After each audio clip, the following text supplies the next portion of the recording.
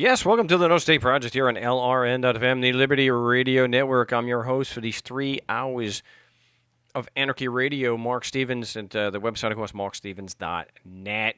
And you can join me on the big show today by dialing 218-632-9399. That's 218-632-9399. You can the passcode is also 2020 with a pound sign, but you should get that when you call. But just in case you don't, it's 2020 and the pound sign or the hashtag, and that will get you in. I am also on Skype at Frank Rizzo 3. That's Frank Rizzo with the number 3, and yes, it is very much a Frank Jerky Boys reference. So it is, what day? It's August 5th, 2017. I had been advertising Jackalope, and will still do that because it's going on for another couple days, in Northeast Arizona. I am actually not in Arizona. I know I've been saying that I'm going to be there, but Calvin is there and will be there for the rest of the week, or for the rest of the time they're doing it. I am coming to you live from the fortified compound in Southern California. The hood known as San Bernardino, and I'm glad to be with you here. We've got a lot of stuff we want to get to.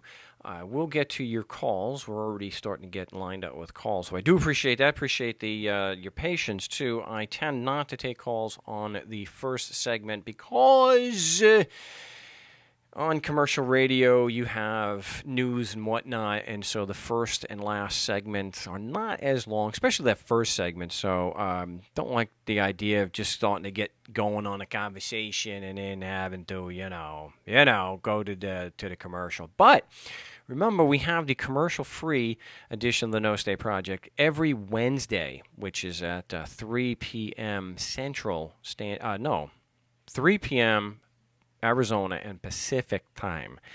So check that out. So if we don't get to something today, we will be live this Wednesday again, and we will take your calls there. Same call-in number and everything and whatnot. That'll actually be episode 29. So we're starting to get up there with those episodes. I just want to thank everyone for the support, especially the last show. Definitely for my channel. Doing much better than the last couple shows, even though it had to be, it is, yes, partially about this philosophy crap. And I shouldn't have spent nearly as much time on it, but hey, we got some pretty good pictures out of it because it's really not something that you get in court. It's not like in court that they just start yelling philosophy, like some autistic, millennial. No, and it's not because they're just laughing and snickering at you or me behind your back and just not telling you, oh, you poor retarded child, we're just going to laugh at you and reject your challenge because it is philosophy, but we're not going to actually say it.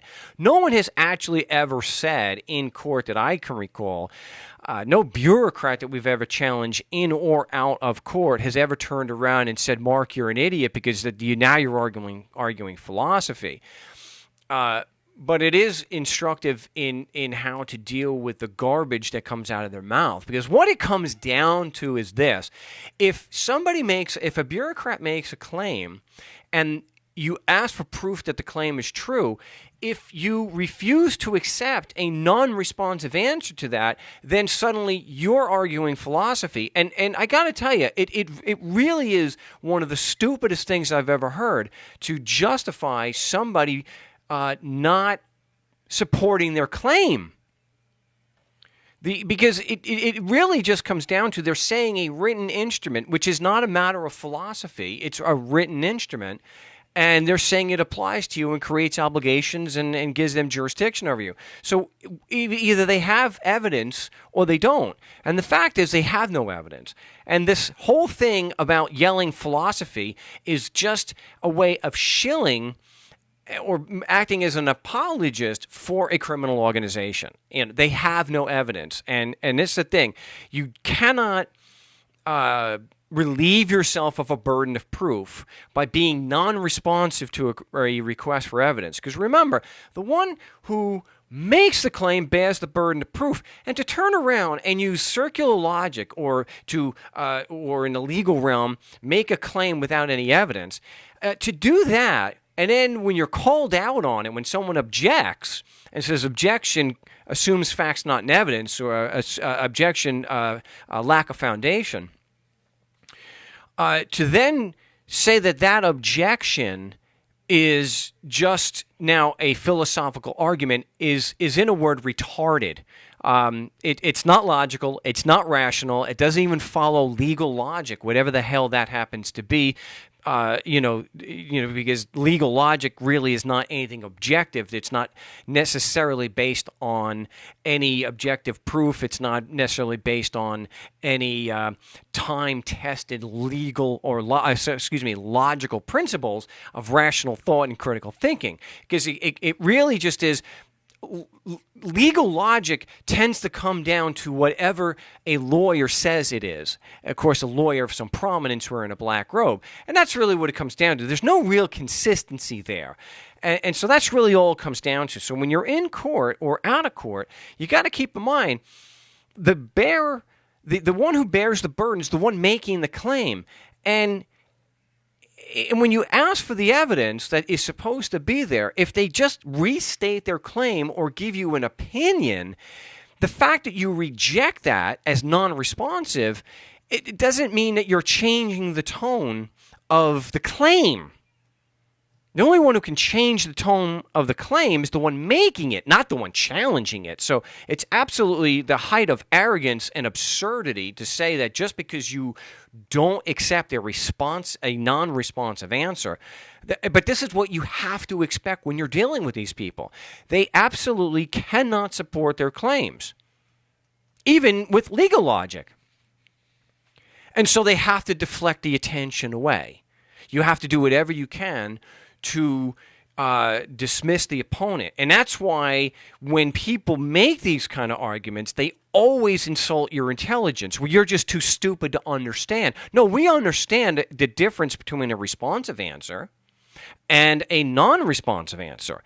And the problem is you're a crook who wants to try to get the attention away. That's why I've said 9,000 times, everything coming out of their mouth is going to be a lie or some kind of diversion.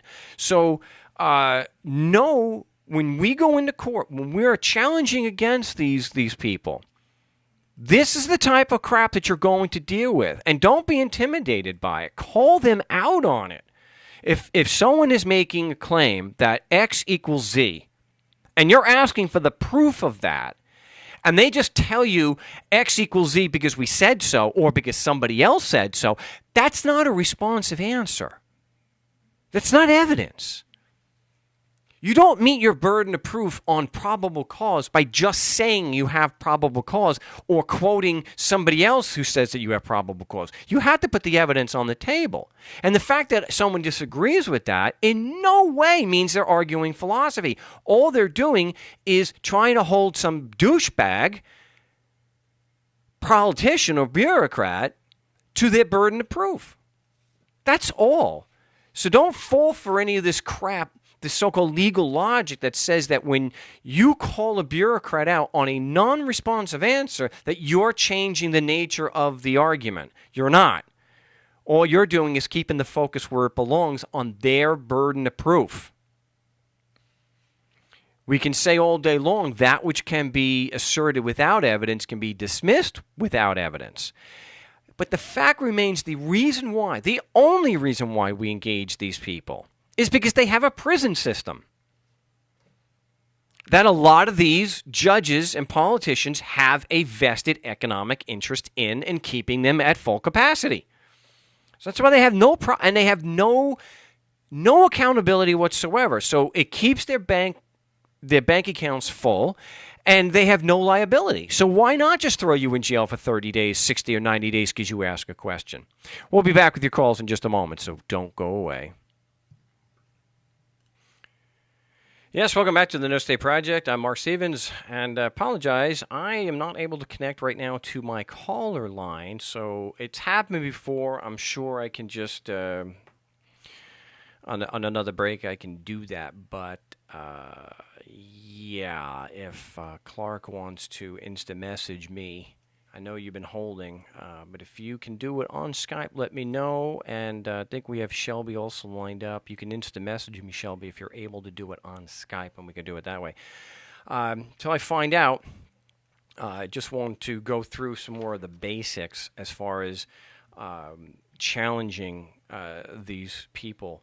We talk a lot about the Socratic method and why it's been so successful. And I know, there's going to always be 2 or 3 people who just can't possibly admit that there's been any success. And I know, we get it. And I was talking to someone I just met recently and interested in getting into it, completely different content type, but the thing you have to remember is that the internet tends to bring out the absolute worst in people, and there's always going to be somebody who wants to piss and rain on everything and complain, and no matter how much evidence you put out there, they're going to continue calling you a con man. They're going to continue saying that you're lying, and they'll come up with some of the most tortured logic to support it and say whatever needs to be said and spin. That's why I call them shills for a criminal organization, because even when my motion is literally signed by a judge, it's still only granted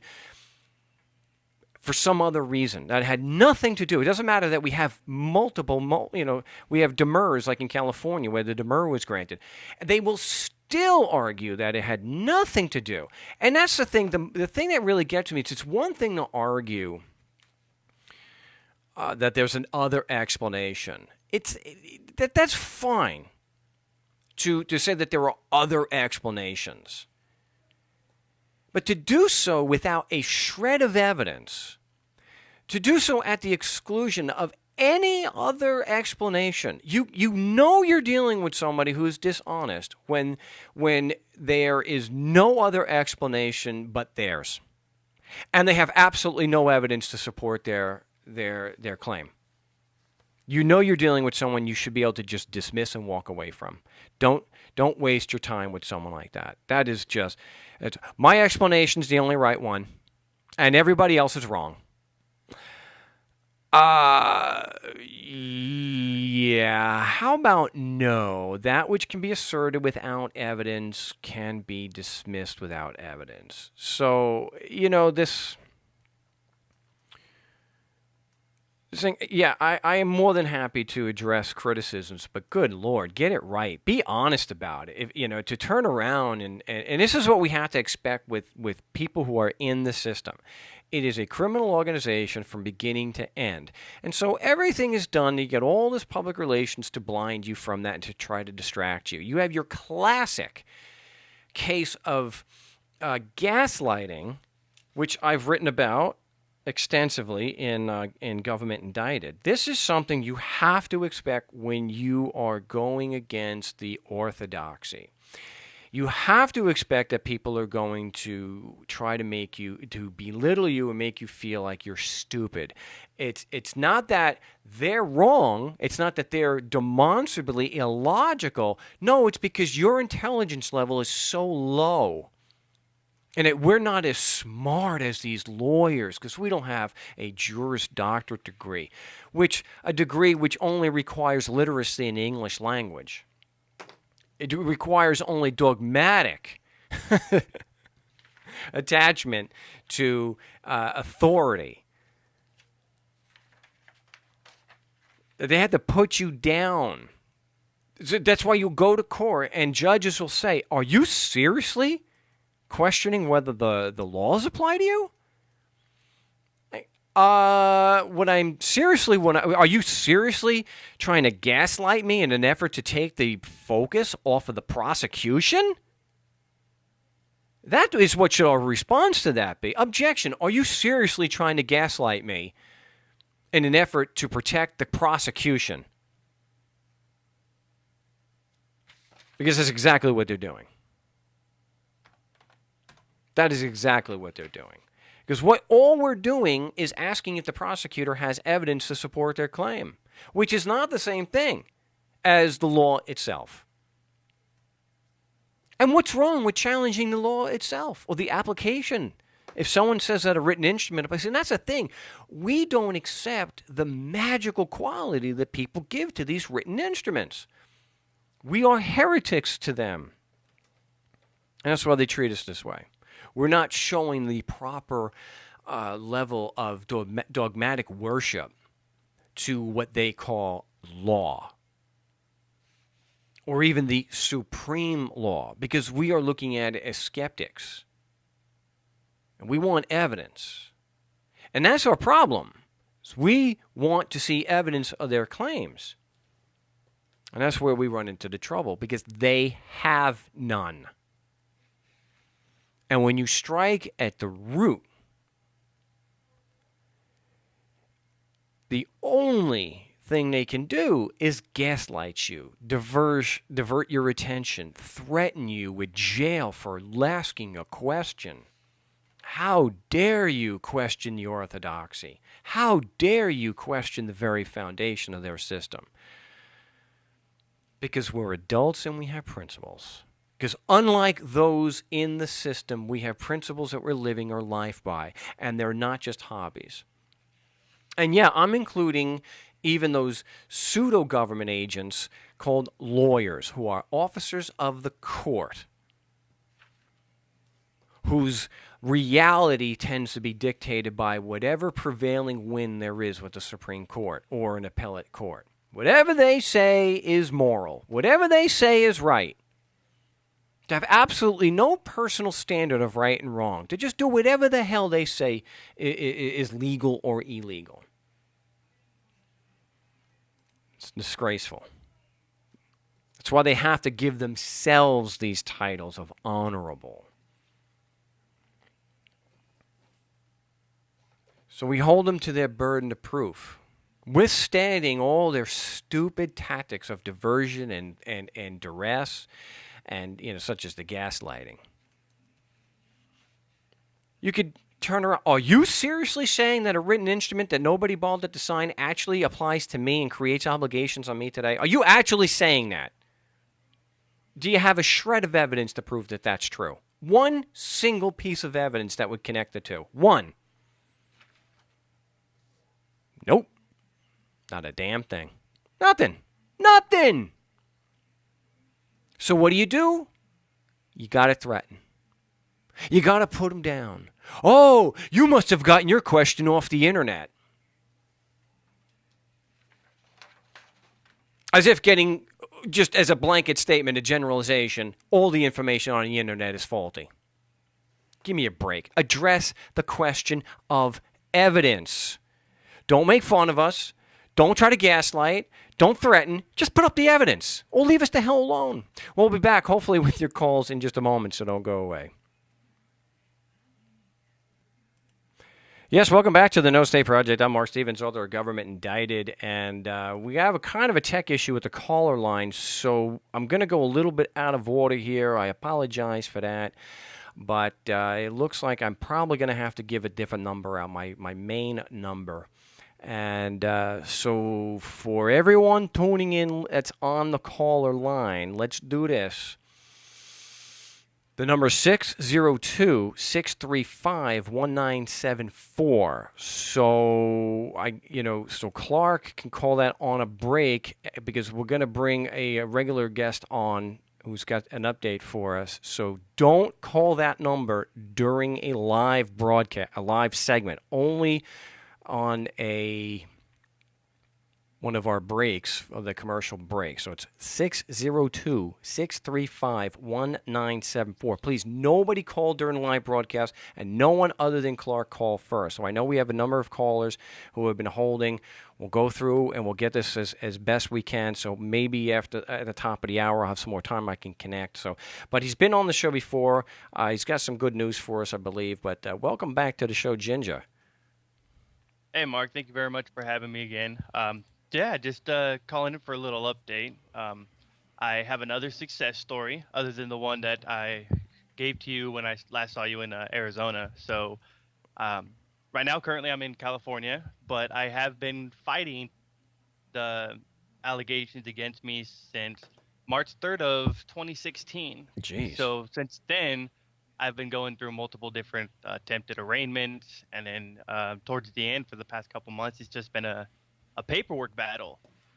Just sending in um, motions to clarify, whatever you want to call them, just trying to get down on black and white, as Gary says, and uh, papers to where they don't have the possibility of threatening you or doing any damage to you or caging you right there just for trying to get your thoughts or points across. So, been followed up on the paperwork, and then finally, the last motion to quash that I sent in with, some of the more relevant factors, the fact that, prosecution hasn't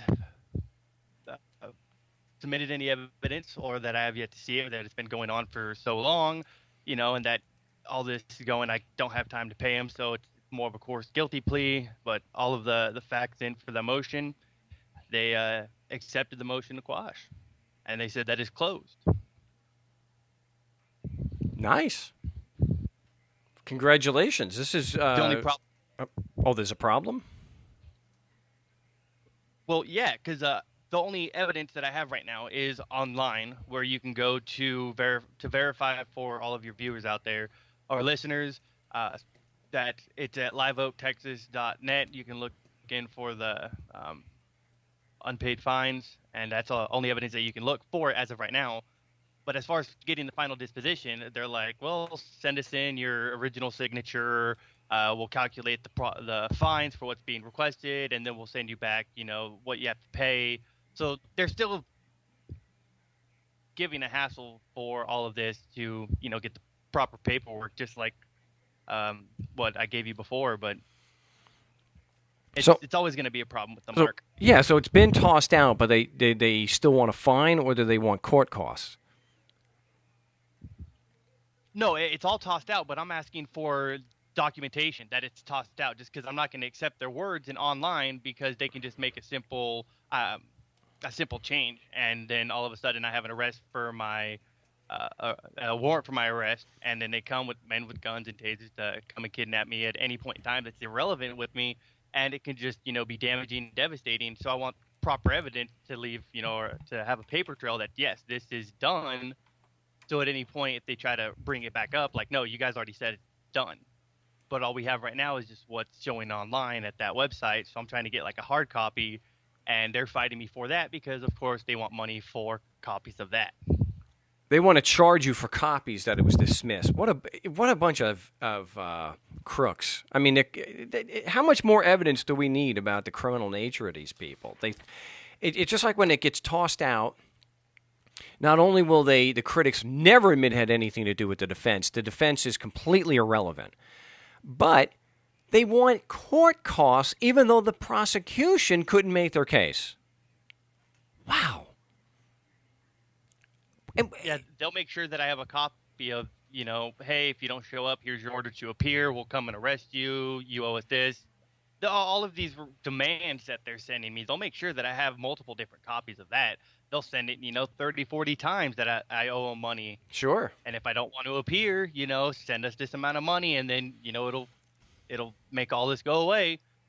But the moment that they're like, okay, well, it's gone, and you're like, well, can I get any copies saying that it is gone? They're like, yeah, sure, go ahead and give us however much money. They won't even tell me what it costs, because they're like, well, we need your original signature on the request just so we can give you a proper amount.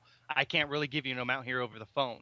I'm like, aren't you supposed to send me one anyway? Like, no, you can go ahead and request a copy and pay the proper fines. Oy vey. Really? It reminds me of this real. All right, I'm not doing insults, but this real typical bureaucrat in California with the Franchise Tax Board. He would say over the phone that it was dropped, but he wouldn't give it to me in writing. And I said, well, why can't we have it in writing? Can't these people have peace of mind that you're leaving them alone? Do you have any idea how stressful it is to have this organization attack you? Well, you just want to use it for all your other clients that you're working for. We're not going to allow that. So he does eventually send it, but he wrote in there that even though the assessments were dropped, he said it had nothing to do with Marc's intervention.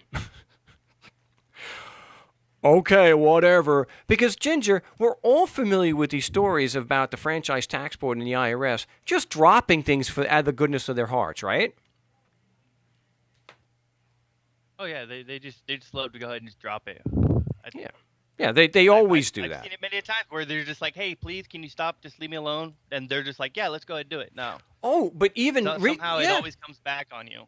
Oh, and there's also those critics that like to say it would have been dropped whether you did anything or not. And they have no evidence of that, but it literally had, in their eyes, it had absolutely nothing to do with your defense. Zero. It was bound to be dropped anyway. Well, Oy. we all know that they're going to come after you for the money, and until you actually put up a respectable challenge to them and be effective in the courtroom and be effective at embarrassing them and not backing down, they're they're just going to come after you and take your money from you or jail you. But until you become effective and start embarrassing them with the Marcratic method, Socratic method, that's when they're like, "Oh, well, we don't really have anything," and then your critics like, well, they're just gonna drop it anyway. No, Yeah. they're not gonna drop things anyway. I've been going after this one for a year and a half or some odd, and it they didn't want to just drop it. Yeah. They kept pressing it for so long until finally everyone started was wondering that why is this taking so long? Now they're like, okay, let's squash it. It's fine. But It, now I don't have any documentation for it. I don't well, trust them. I I, don't trust I, them at I all. get it. We'll have to get it off the website. We can get it off the website, like you said. But it's just like what happened with Joe. And Joe in Hawaii was not a traffic ticket or parking ticket. That was marijuana. That was so serious that they sent a team of armed men to raid his home. And even though he had it tossed out, the critic look, and let's be honest here, we only have maybe 3 vocal critics of the show, so that's actually pretty damn good considering how vile the internet really is. So it's not like these are important people. It's not like anyone really gives a damn about what they have to say. It's not important. I mean, hell, we couldn't even raise a quarter to have Wesley Sarah come on the show. But they'll say anything. They'll even say that it had nothing to do with Joe's defense. Nothing. They'll just they know better than the evidence that we have. So just hold tight. We'll be back with Ginger in just a few moments here on the big show. And remember, don't call the number during a live segment. Yeah, welcome back to the No State Project here on LRN.FM. When I gave the number out earlier, I was very clear. I want to bring everybody up in order. And when you call that number, it's only during a commercial break, not during a live segment like we are right now. So during a commercial break, and so maybe at the top of the hour I'll be able to connect, and we won't have to do that. We could just have the regular caller line the way it should be, but that's just the way it goes. I just want to mention real fast. I thought it was ironic that, and it's being advertised here on the network, that somebody wrote a book about getting, how to deal with people with toxic personalities. And this is somebody who actually accused me of several things falsely and did so on a nationally syndicated radio show like Free Talk Live. So I guess if he's going to be talking about toxic personalities, maybe he knows what he's talking about, because at least as far as how his interaction with me was kind of toxic. So I thought that was kind of ironic that he'd be pushing his book here on the network. Yeah, toxic personalities. Yeah, is there instructions in there about how to falsely accuse people? Huh? Is that something? That's something that your book covers? Anyway, welcome back. Actually, it's not Ginger in Texas anymore. It's Ginger from California. So, welcome back, my friend. We were talking about you have another number of tickets thrown out, and just let people know these are not. At least one of the charges is not traffic related, right? Yes, I've had one that I was arrested on. That was not traffic related. That was dismissed in what they call a federal court, not just a municipal low court. So there was actual jail time involved in that one. This one was a drug possession that was dismissed. The point that I want to highlight on this is that you got to get that distance. You have to create that safe distance so you can get those effective points across. As much as you want to go in and lay it to the judge and give it to the prosecutor and object and use everything that we role play for, that is great, but that is only, desperate times for desperate measures. If you can handle all of it from writing it down and getting those effective points, following up on the motions that you have from your packet, Mark, that way you're safe and you have a better chance of success by removing all emotions from the the communication process of getting the point across that you have yet to see evidence satisfying the element of jurisdiction, that because of your geographical location, how do their constitution and statutes apply? They don't provide that, but that's what we're trying to not argue but clarify, and it's a lot safer doing it with paperwork through the mail, sending it to them, doing your proper certifications. And it's a little extra work, but to follow it up on that, I really think that's the way. That's the only way that I honestly got this last one dismissed, was taking it out of the courtroom and taking it to the third-party mail service and doing it that route. And that really helped me out in success with this one, I feel. I think it had to do with the fact that you wouldn't let them go on their burden of proof, whether it was through the mail or in person. And actually what I've seen is when we're in person, it tends to be more effective, at least at shutting the prosecutor down and turning them into just statues, where they literally just sit there and don't say a word in their own defense. Which again is more evidence of just how rigged the system is, because the judges typically have no problem picking up his burden of proof. I mean, how many times do we have to have it reported?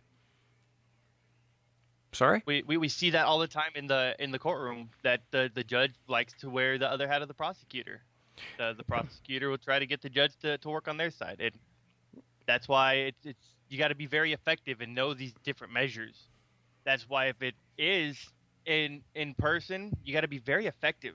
And that's where it's difficult for some people. Yeah. Public speaking, as you said. Not many people can go up and look someone straight in their face and say, no, this is wrong. This is not right. And this is not true. I have yet to see any evidence, and challenging someone face to face it takes a lot of courage. And some people take time to build that up, but it all comes with practice and knowing what you're fighting for. It's having a principle. It's knowing that the principle of right and wrong and holding people accountable to some degree. I mean, just at least to show, to be able to, not that they're going to go to jail, not that they're going to be fined, but you're not letting them get away with it without making a stand. And some people just don't see any merit to that. They just, whatever, it's more of a matter of convenience and comfort. And where their whole life is dictated by their money and how comfortable they are, and not a matter of making a principled stand, even if it means getting out of your comfort zone. And yes, it does take some work. The role playing and whatnot, going to city council meetings. That's why we talk about that, because it is very unnerving to be in there in the first place. But then to add to it that the judge is so blatantly prosecuting you without a hint of shame, and not even, so he's got the threats and you got the gaslighting. It takes some work to get to where you can go in and be effective. But hey, anything worthwhile is going to be, right? Right, and if you put in the time and you don't give up, I'd like to say that it does take time. Like I said, I've been fighting this one for over a year. Others we're fighting, just as long. But it's not something you're going to walk in and get it done. But if you do, like you said, take a principled stand and fight back against them, and just keep practicing, keep holding them to their burden of proof, you'll come out on top eventually. Again, damage control, it's up to you. It's your butt on the line. But if you really want to take a principled stand and ride it out, it's just the feeling in the end when you have that success and they lost. It's amazing. It really is. Yeah, you've got a lot of experience in that now. You've done pretty well. Like we have Scar in Tucson, who has had multiple wins like you. I think he's 3 for 3.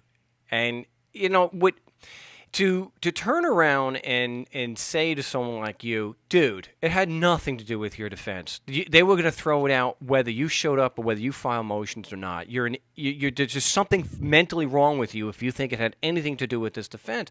It's like saying to somebody, who went through and had let's say some kind of medical procedure done, and someone pisses all over what the doctor did. They were going to be fine whether you did that or not. It's like, are you what? You don't want to. I don't want to use an insult. It's just it's such a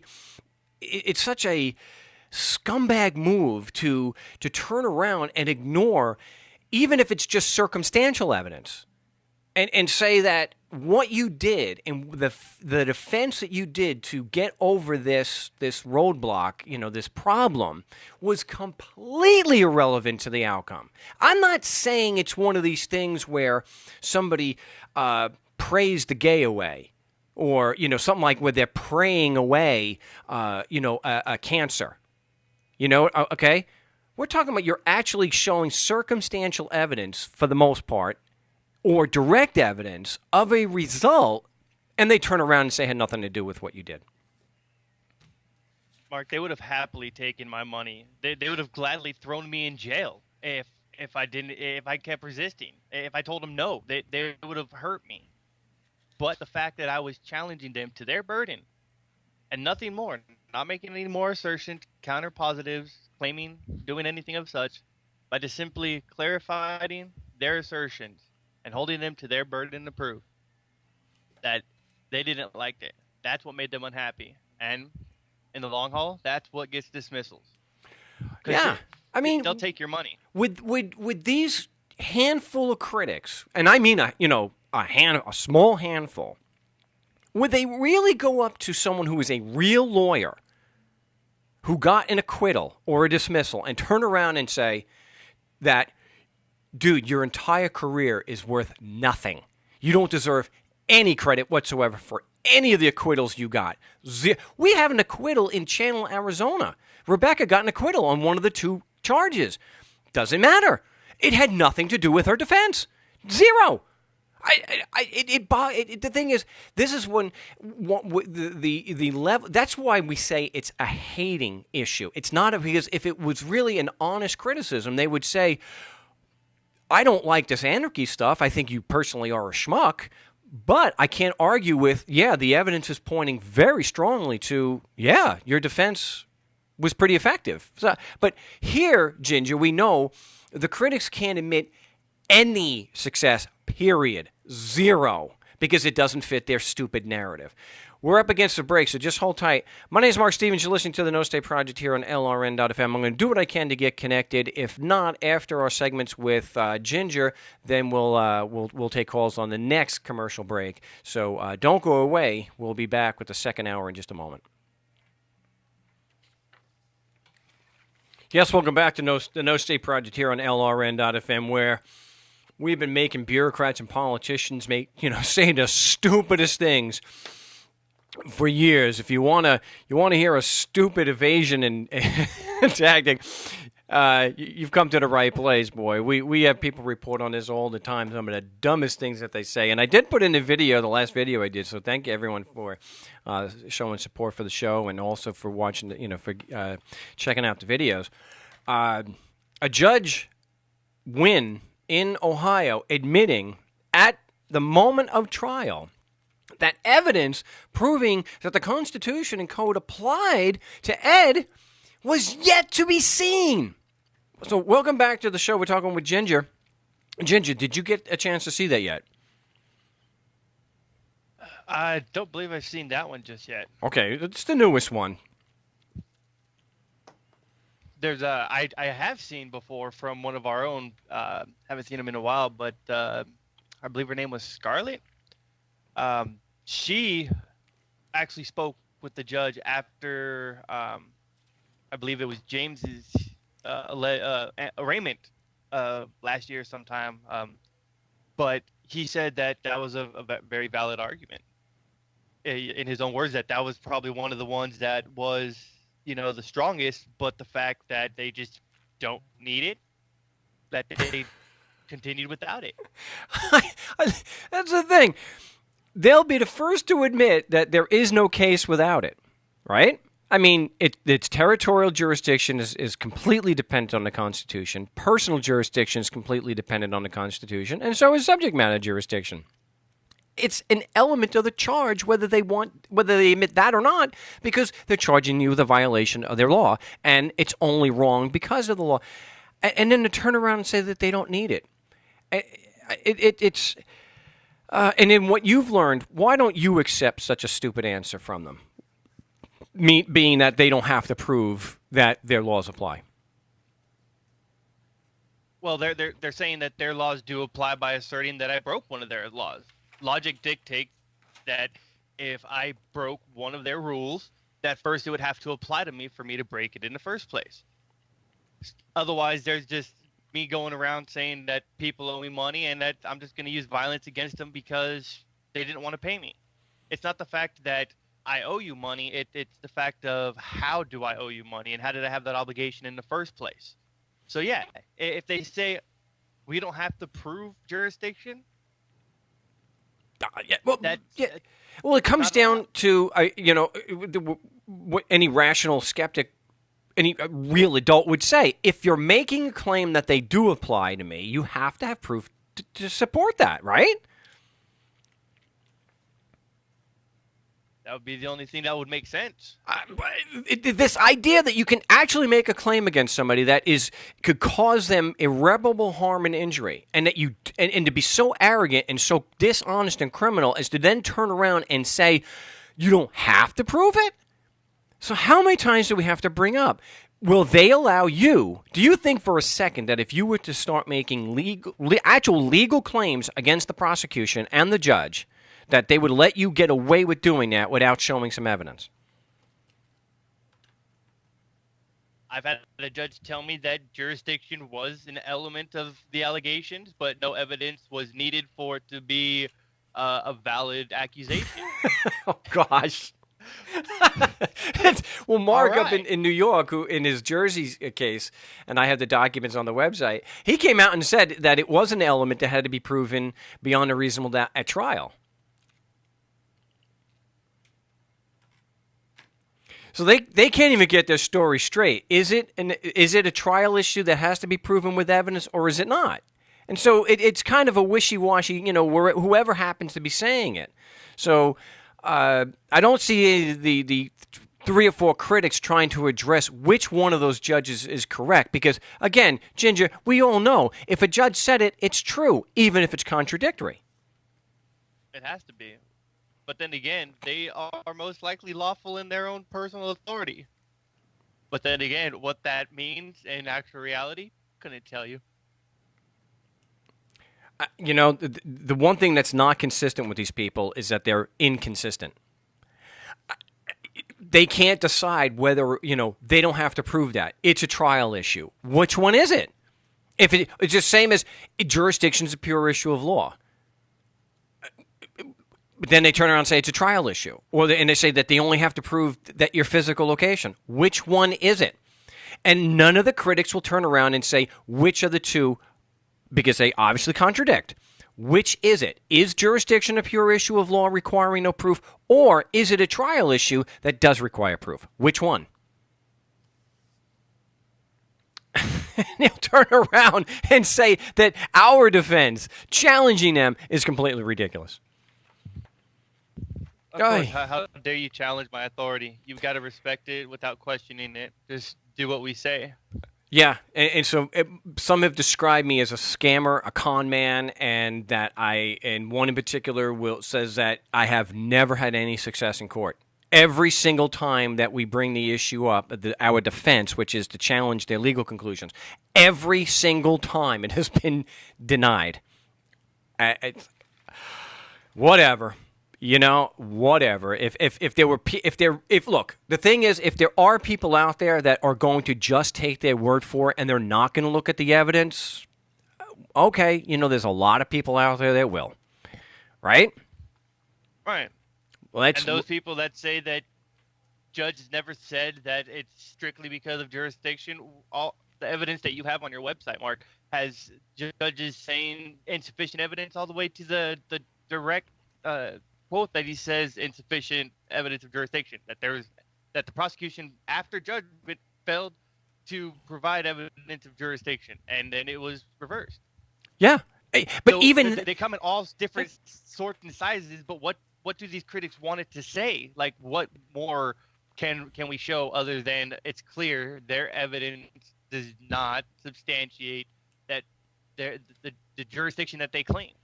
Yeah, and I'm glad you brought that one up, because that was actually, yes, that was after the trial, and it explicitly states because they failed to meet their burden on jurisdiction. And what is their burden on jurisdiction? According to the critics, it's just showing that you were physically there, and they did. There was no dispute that they were physically wherever, I forget, Ohio, wherever it was. There was no disputing his physical location at the time of the stop. Zero.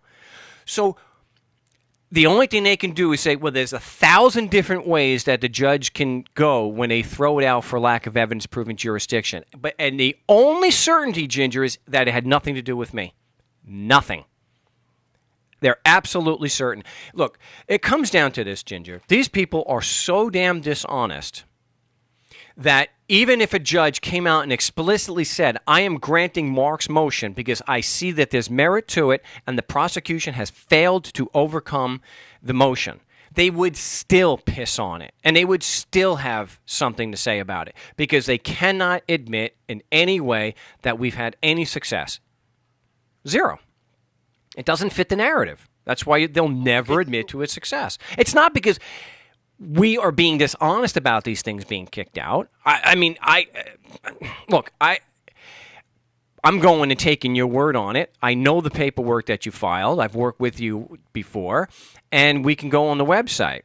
Now, if we go to the website and it shows that it was thrown out, the circumstantial evidence is pretty strong. To go against what you're saying, wouldn't we have to be ignoring the circumstantial evidence and assuming? You have to be assuming something.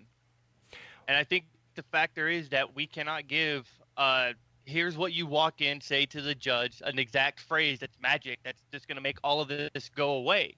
But when we tell them that it's more in-depth and that you actually think about it and change your thought process, they can't grasp that. And they're like, no, why should I have to do that in order to get success when I should just walk in, tell the judge he's wrong, and boom, I'm good. No, there's no magic phrase to make this go away. It's just your effectiveness against calling out their BS in court. Right. All of their logical fallacies and the fact that they just make claims and assume that they're true. Yeah. We're out of time. I appreciate the call. So just hold tight there, Ginger. We'll be back here on the No Say Project with your calls. I think we're going to have Shelby on next and try to square away this little tech issue. But we got a lot to get to. And congratulations again to Ginger in California. We'll be back in just a moment, so don't go away. Yes, welcome back to the No Say Project. I'm Marc Stevens, author of Government Indicted, which you can get at markstevens.net, which has a full model for how to effectively defend against these bureaucrats, really how to address any BS claim that somebody is throwing out. So they don't have to be part of the criminal organization called government to use the Socratic method and to show that they are full of crap. And just to, real quick, we're going to bring Shelby back up. Keep in mind, the complaint against him was not traffic. It was a drug possession charge that he got tossed out. And we know. You see, this is the you could. It's not just crapping and peeing all over my work. It's anyone's work who's gotten something kicked out. If to come out and say that the courts routinely throw things out for no reason, they just toss them out, especially when they're drug related.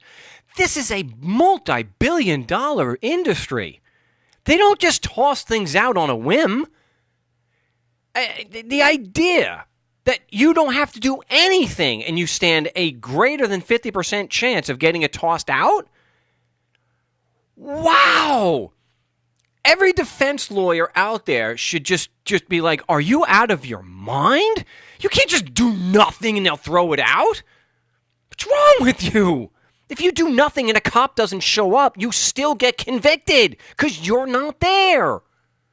Oh, any lengths, any length whatsoever to be right.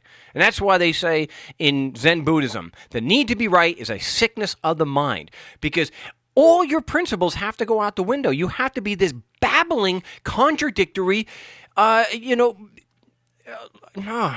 I want to bring back, he's been on the show. Maybe we can flesh out his position a bit more today. Welcome back, Shelby. Hello. All right, so take us through this. All right. I want to discuss jurisdiction.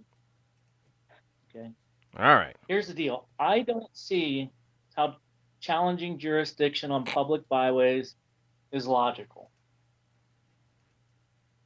Now, I can understand damage control, maybe challenging the allocation of the fine. And I want to make this clear. I support what you're doing as far as checks and balances. I don't have anything against challenging, or even just like the other day, there was a guy that came on the chat and he got a dismissal just out of a technical error. The cop put down the wrong street. Okay. So, what I'm trying to say is I think everything should be scrutinized. But this jurisdiction, I can't get my head around how that's logical. On public byways, and I do want to stress that, I am only discussing jurisdiction on public byways. And the reason is on NSP chats, probably most of the individuals that come on NSP chats and role play, they are traffic violations. Yeah. There's a few maybe tax or domestic, battery. So there you go. I'll let you speak. So are you assuming, because it seems to me that, and correct me if I'm wrong, you are assuming that the people who are making the claim, the organization who is making the claim against you and want to prosecute you, are a legitimate moral organization.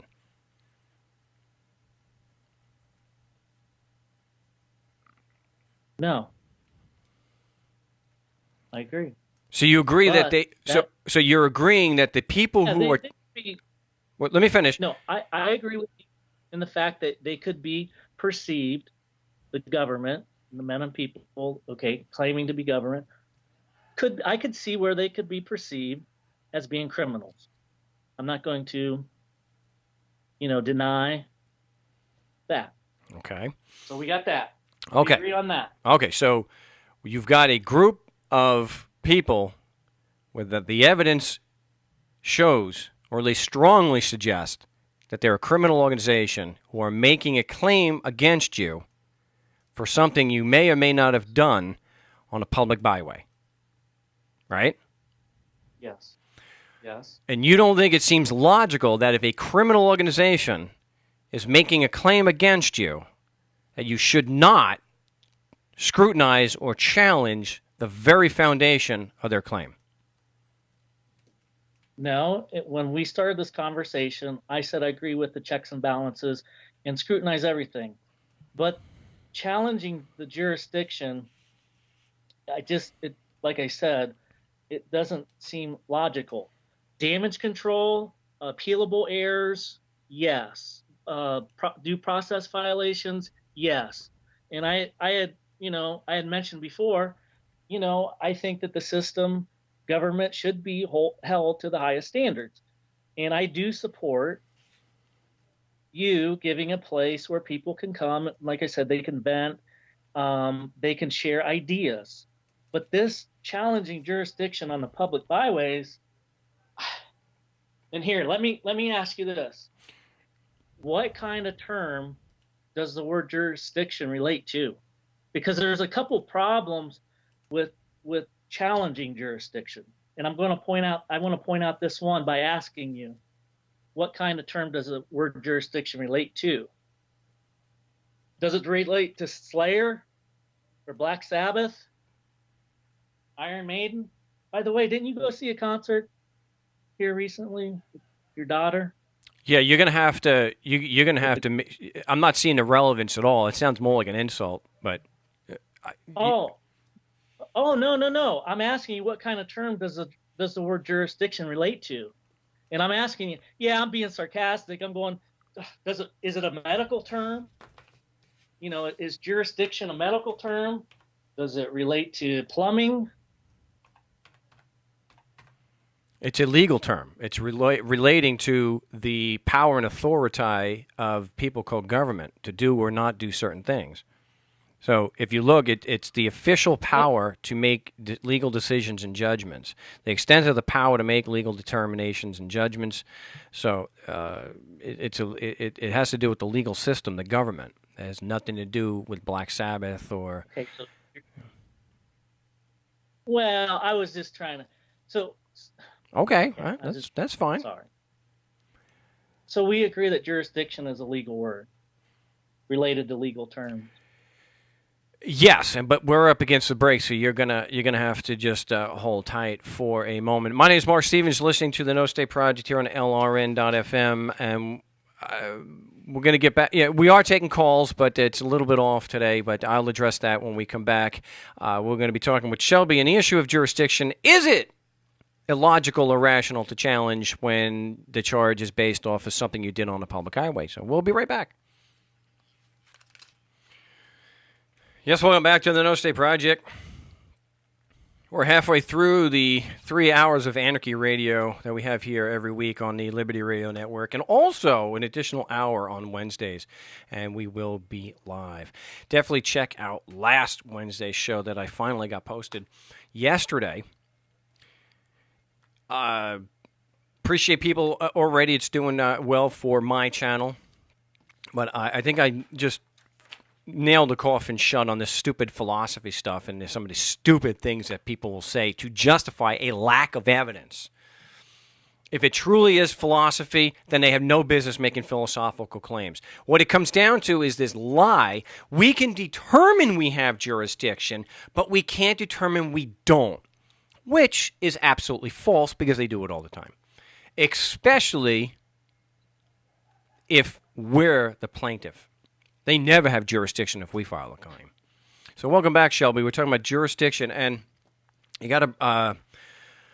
I don't think I misunderstood or took you out of context. You said that you thought it was irrelevant or irrational to challenge jurisdiction when it's a charge on the public byways, and I thought I laid it out. You know, I asked you the questions, and I thought I was asking you, just to confirm what your obvious position was, and you disagreed.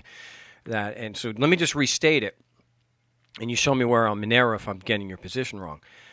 A perceived or definitely, where it's strongly, we have a criminal organization that is making a claim against you based on what you did or did not do on the public byways, and you don't think that it's rational to challenge jurisdiction in that situation.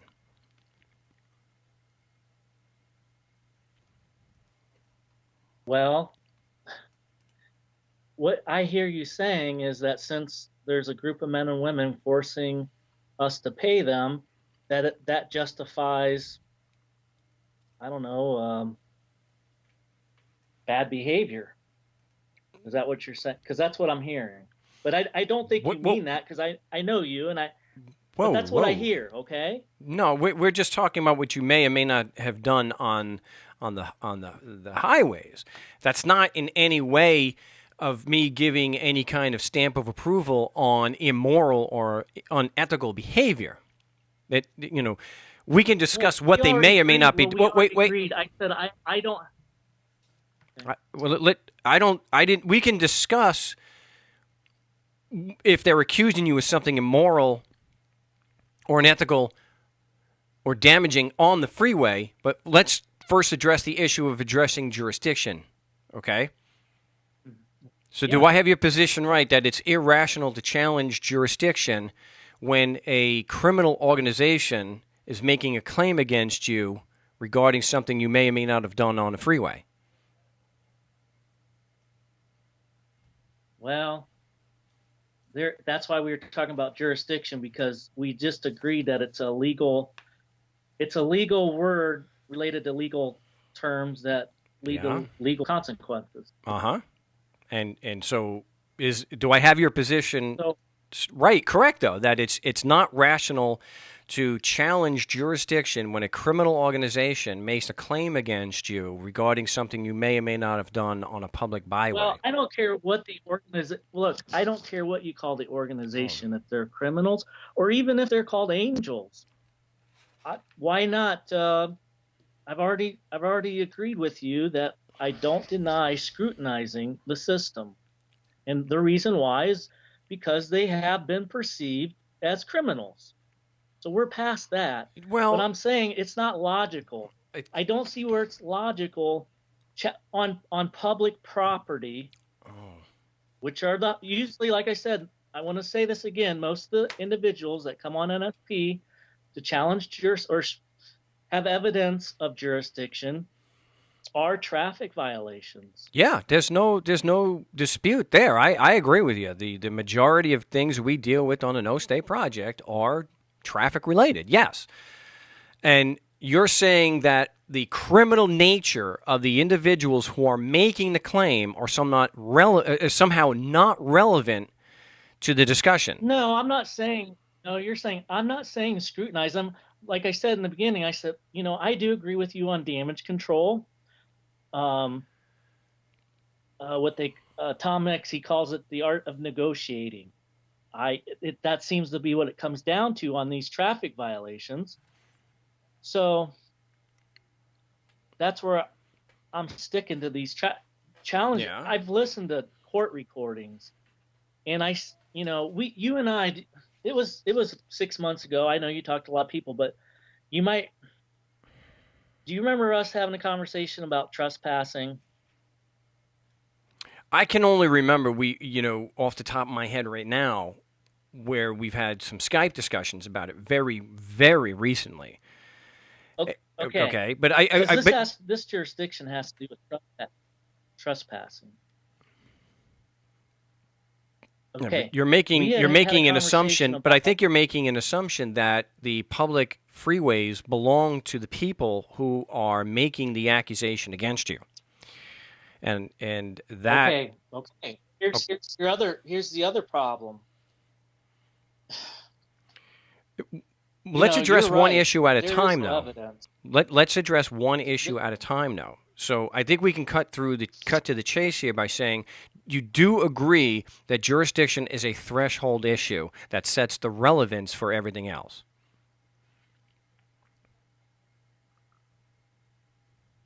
Well, when you're challenging jurisdiction on public byways, they have all the evidence. The court has all the evidence required by the state to prosecute. Well, let's stick to the just answer just yes or no. Let's keep it simple. Is jurisdiction a threshold issue? Yes. Okay. So, being a threshold issue, does it have to be proven before the rest of the charges become relevant? Yep. Okay, great. Now, if there's not a shred of evidence to prove jurisdiction, then why would you discuss the merits or anything else when it's not relevant?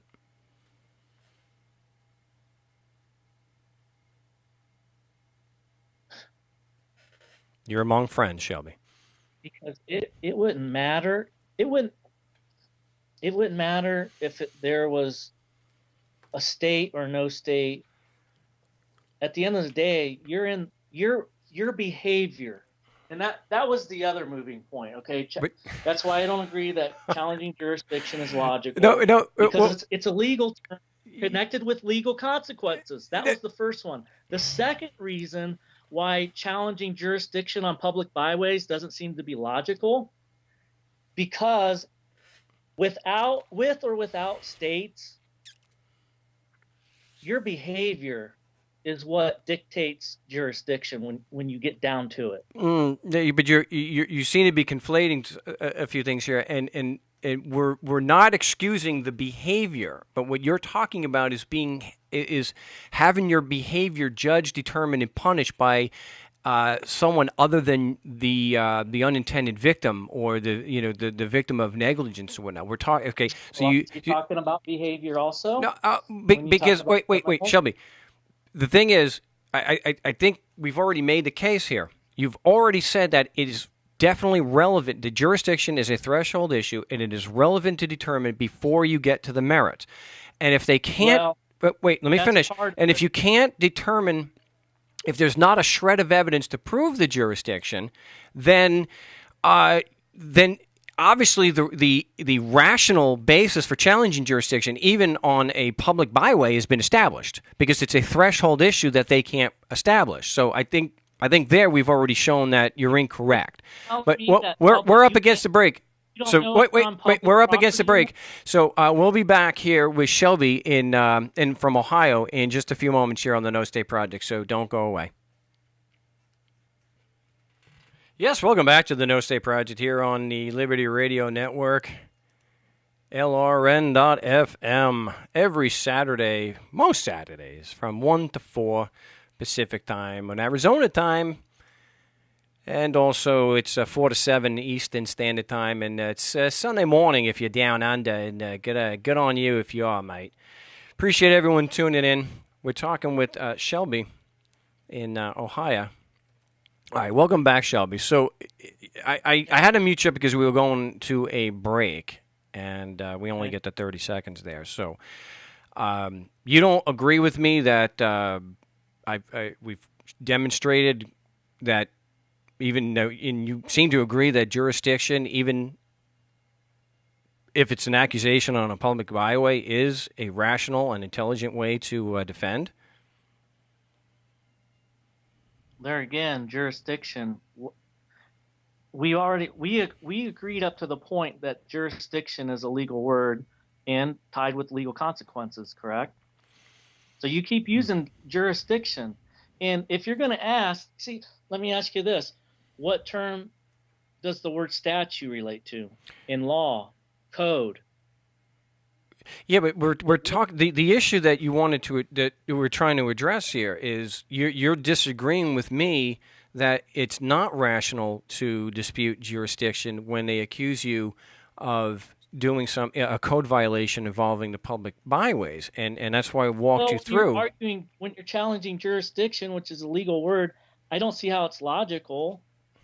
When they're going to go, this is what they do. You go and you say, where's the evidence that you have jurisdiction? They go, all right, well, here, we'll show you. And I'm talking about public byways.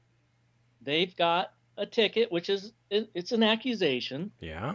But then, they try to get a plea out of you, and then you hold back, which I agree. I wouldn't plea nothing. Let them, whatever. So I'm not saying let them, but yeah. So then you go to trial, you cross-examine the cop, and the cop that you ask the does he have evidence, applicability of the law, and if he's so he says yes. Okay. And the courts don't get it. I'm saying when you go in and challenge jurisdiction, did you it's like, did you make a legal determination? And that cop goes, yeah. Mm-hmm. The cop made a legal determination. Yep. It's so they, like I said, the state has all the evidence that's required. Whoa! Wait a minute. Now, okay. It seems to be that maybe you're saying it's irrational to do it because they are criminal and they're just going to ignore you, or they're going to use more legal opinions as if it is evidence to prove it. Again, I stick with the traffic violations. It's just like you made in your principal stand. You said the entire system's unfair. Yeah. These traffic violations, some people are blowing stop signs. I mean, no, they didn't hurt anyone. And that's why I was going to ask you about this trespassing. Because I know that the legal system sees these laws as pieces of property. and they can be trespassed on, and it's, you violate someone's right. You had made the remark when we had a conversation. You said, you could trespass on someone's property, not damage it, yet violate a legal right. Allegedly violate a legal, or be accused of violating a legal right. Yes. And I guess I have to say, well, let's flip this. Let's say you invited Calvin over, hang out, whatever, and you said, hey, look, my wife's, she had some surgery, and she's going to be coming home. Don't park here. And then Calvin comes over and he parks there, gets out. You come out and you say, hey, Calvin, I thought I asked you not to park here. My wife, and then he goes, what authority do you have over me? Because that's what I hear that's what I'm hearing when I hear these recordings. The judges are going, so you're asking me on public, you're in the public, and you blew through a stop sign or whatever, and you're going to ask me what authority you have over me when you trespassed on one of their laws. Yeah, but you're challenging jurisdiction. But this is apples and oranges. This is something that we got into recently on one of my videos on YouTube. There's a world of a difference between challenging someone's jurisdiction on their own property. Here, they're making rules, and it's not their property. And you have to separate the two, because you have also that jurisdiction, as we agree, is a threshold issue. And so it just seems to be, are you saying, I'm trying to pin down exactly what your disagreement is. Is it irrational to do that because you think they do have the evidence? I mean, is that the way you see it, that they have all the evidence in the world, so why are you challenging it when they actually do have evidence? Is that your position? Evidence. Yeah, the evidence is your behavior was not found from their perspective to be in a reasonable manner. And they see that as an injury on their, you go in a corporate limit, of a city, and you park in a parking spot, and you're there longer than, the meter, and you got ticketed with the meter maid. Mm-hmm. You violated, from their perspective, the corporation, you created an injury. Yeah. So then you ask them, then you go in and you challenge jurisdiction. And it's like, okay, yeah, see, you're on a legal fiction. Yeah. Mm-hmm. And you violated this right. And here's your evidence of jurisdiction. Okay. It's all legal. Okay. You do understand that that the jurisdiction of the court is based on whether the Constitution applies just because you're in that area. Well, my other, I guess, argument on challenging jurisdiction is it wouldn't matter. And I just said it earlier. It wouldn't. Let's just say state doesn't exist. Okay? There is no state. At the end of the day, are you not going to have a standard in the public on public property? Well, we agreed, from the very start that we're dealing with a group of men and women who are, that are a criminal organization that are making these accusations against you, and they're making and if they are claiming to own the property, it's a false claim because they're just a criminal organization. They have no real legitimate claim to the property. That doesn't, and you even preach do no harm. Yeah. How does a group of men and women forcing you to pay them justify bad behavior? Yeah, but given the examples that you've given, just parking in an area or not having a driver's license is not hurting anybody by any definition. Let me finish. Wait, let me address. Let me address this, because my behavior, good, bad, or indifferent, is not evidence that a written instrument applies to me or anyone else because we're physically in Arizona. It also, let me finish. I got to mute you. Let me finish this, because the other side of this too, Shelby, is My behavior in no way negates the facts that they are a criminal organization. They have no more right to tell me what to do or not to do. They're a criminal organization. So even if I park somewhere, I don't see how that legitimizes a criminal organization any more than if I don't follow their rules to get a driver's license. I mean, that's a red herring, Mark. A red herring? That statement is a red herring. You're throwing me off the scent, when you use that statement. Because no one's going to disagree with you, okay? That's just obvious, okay? And I already told you at the very beginning that I don't disagree. It's a criminal organization. Okay, scrutinize them. But there again, and I guess I pretty much said what I was going to flip it on you again with using your land. You say there's no injured party. Well, what about your wife that, you're not supposed to park there? Now she's going to have to go back to the doctor because this operation on her foot, she had to walk further. So now there was a liability created. You don't see it up front, just like a parking violation. There was a transaction that could have taken no, if you hadn't been in it's the not. spot. Hold on, we got to go to a break. It's not really a fair analogy because you're talking about the victim and the one who hurt them together, whereas here we're not talking about a victim and someone who hurt them. You're talking about a disinterested third party who's a criminal organization and is lying. But we'll address this in the next segment. We'll be back in just a moment, so don't go away. Yes, welcome back to the No State Project, hour 3 of 3 hours of Anarchy Radio. Anarchy, of course, being an absence of rule. There is not rules. We agree that there should be rules. That the problem that people have are anarchists, at least anarchists like us, is that we believe the rules should be applied to everyone. We don't accept a double standard, that just because you call yourself a government, that the rules don't apply to you. Do no harm. Treat others the way you want to be treated.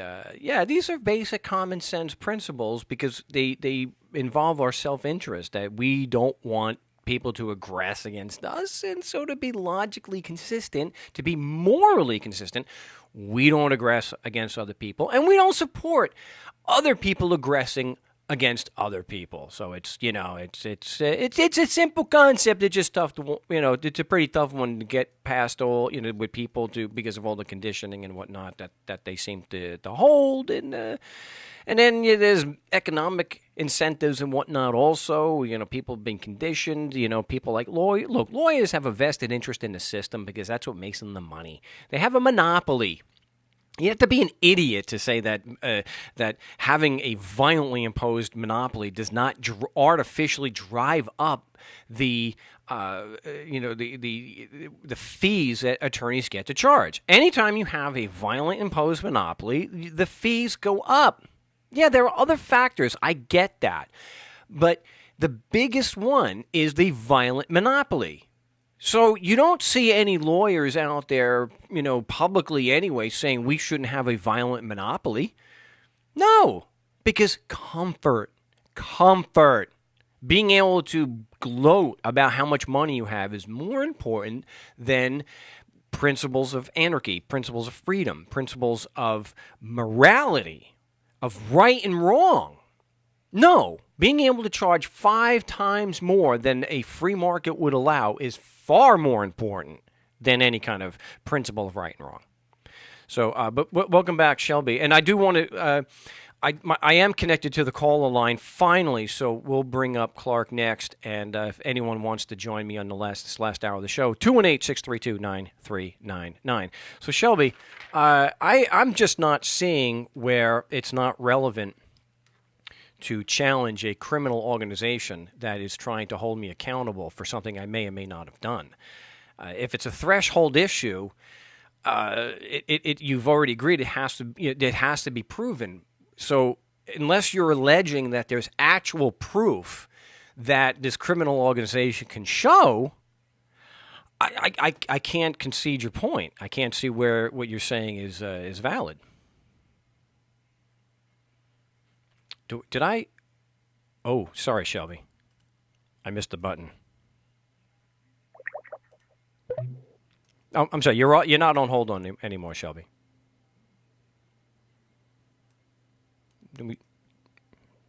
Oh, come on. I know I made a mistake there. I forgot you were on. It was anything? Anybody? Oh, hey. Did you Okay, get sorry. to hear that? Yep. Okay, so are you alleging that that this criminal organization actually does have evidence to prove that they're written in that their constitution does apply and create obligations and applies to people just because they're physically in Arizona or wherever? Is that a claim that you're making?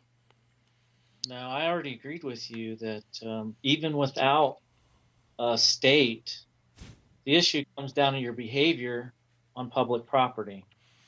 So, Well, but that's a why different issue, isn't it? That you're talking about a different issue, because the issue that you raised was whether it was relevant or rational to challenge jurisdiction when you're being charged on a public byway. well, no, first you said scrutinize, and then this time you said jurisdiction. I'm saying I'm not against you what you're doing as far as scrutinize. I've already said I think it's a public service. I'm not ashamed. Okay, people come on NSP, I listen, and like I said, most are traffic violations. Okay. And they hear you get all in a rant, and like you said, the government's criminal organization. So what and okay, so I'm saying I don't deny that fact, but I'm saying at the end of the day, it's your behavior that gets jurisdiction. Now, check this out. I got to disagree with you on that, though. Look, I was doing some research on like fines and how they're allocated. And have you ever researched fines and because they're split off? I've done some of that, but I think that's getting past the original point that you're making. Okay, and no one is saying that you shouldn't be held accountable for damaging other people. I say very clearly, especially in this context, if you have hurt somebody, make them whole. But a third party trying to profit off of it can go to hell. I talk about this because I think, well, I don't think all of it should be the focus point, but I mean, if it's true that, okay, check this out. I researched and I ended up getting a hold of Minnesota statutes, and it's on a car, like a child seat carrier. And this is what it says. If you get fined for not properly locking in your child, okay? And a guy kind of got busted for that came through NSP. And check this out. It says the fines collected for violations of this subdivision must be deposited in the state treasury and credited to a special account to be known as the Minnesota Child Passenger Restraint and Education Account. Now, I want to ask you, the guy violated a legal right. He didn't properly, put his kid in the seat right. He initially got pulled over for running a pink light, but anyways, he got probable cause on that. Well, there's so much wrong here. There's so much to address here. Okay, let me ask you, do you have a problem with that? That, okay, this guy, I asked him about redressability. I said, did you make it, the wrong right? You paid attention to how you're supposed to buckle your child in? Because I said, that's probably the defense that I would make. And I know your argument about the one who, the accuser bears the burden of proof, which there again, the state already has the evidence required, or the city by the state. They have an allegation, and there's no evidence that there was a violation of legal right. There may be evidence that he did not strap the child in, but that's completely different. That's an issue of fact, and what you're saying is a legal allegation, which there is no proof to support. Okay, so you're not moved on that point, that you would rather argue or challenge jurisdiction based on the allocation of the fines. No, the thing is, the allocation of the fine strikes me as nothing more than emotional manipulation, where people will, like me, will argue that it's a criminal organization and should be completely abolished, never accepted by humanity ever again. And then they emotionally manipulate and say, well, what about all the people that are on Medicaid that need that? It doesn't matter where the fine is going. You could be saying that the fine is going completely to feed the homeless or to take care of people who are sick. That does not negate the fact that what they're doing is criminal on its face. So I still. But your behavior. Okay, look. Okay, let me ask you then, and then I'll go, because this is it.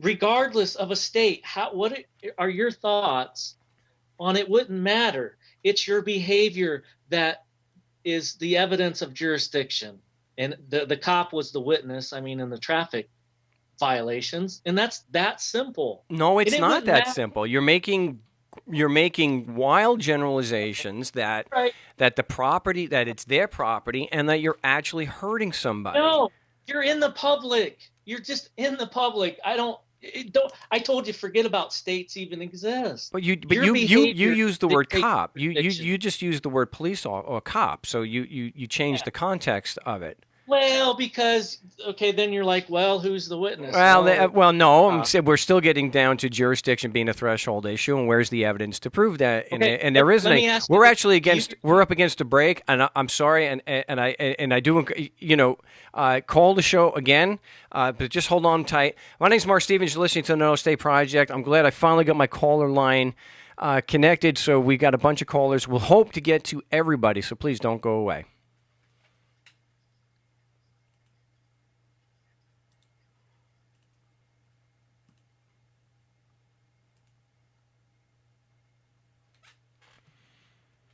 Okay, I've got a whole.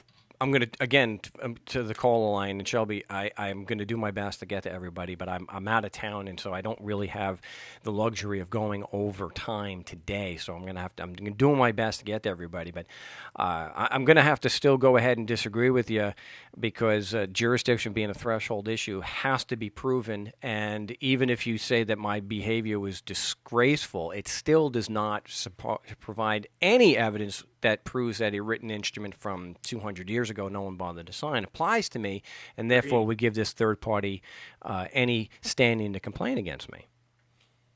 Well, it's the public that's making. If you don't have the government, you're going to have some kind of mob.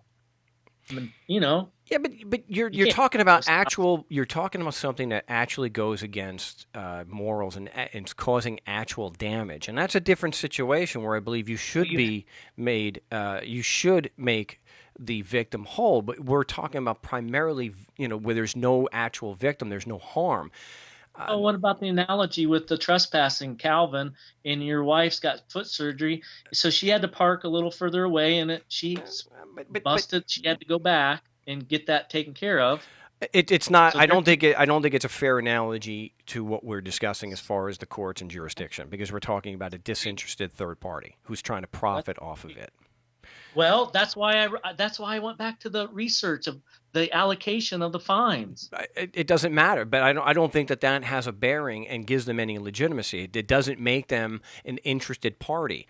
You're in the public again. You're not on your property. Yeah, but you haven't hurt anybody, and then again, you haven't even hurt anybody. So I don't see that it's a fair comparison. You don't see. Yes, look.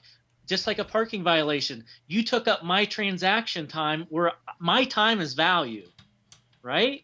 And if you're in a parking spot and you ran over the meter and I want to make a transaction, have you not injured my time to the public when you could have been moving on and just followed, the rules? Like you said, you're not against rules. I know you're a good person.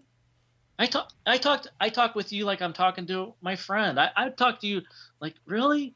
Yeah, here I still think you're making a false analogy, and that would give a third party standing to then come in, or a criminal organization to try to hold you accountable.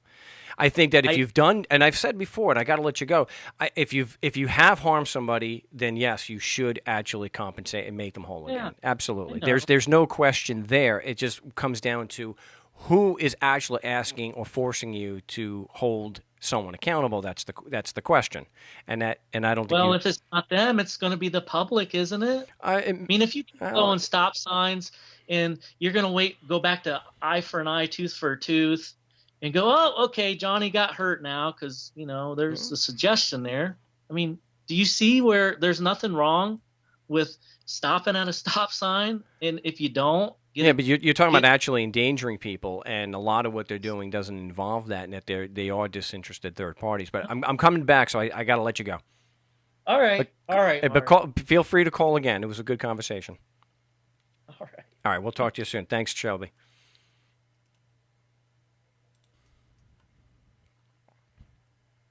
Welcome back to the No State Project. I'm Marc Stevens, author of Government Indicted, which we have a full model that has been used effectively on 3 continents and including Israel.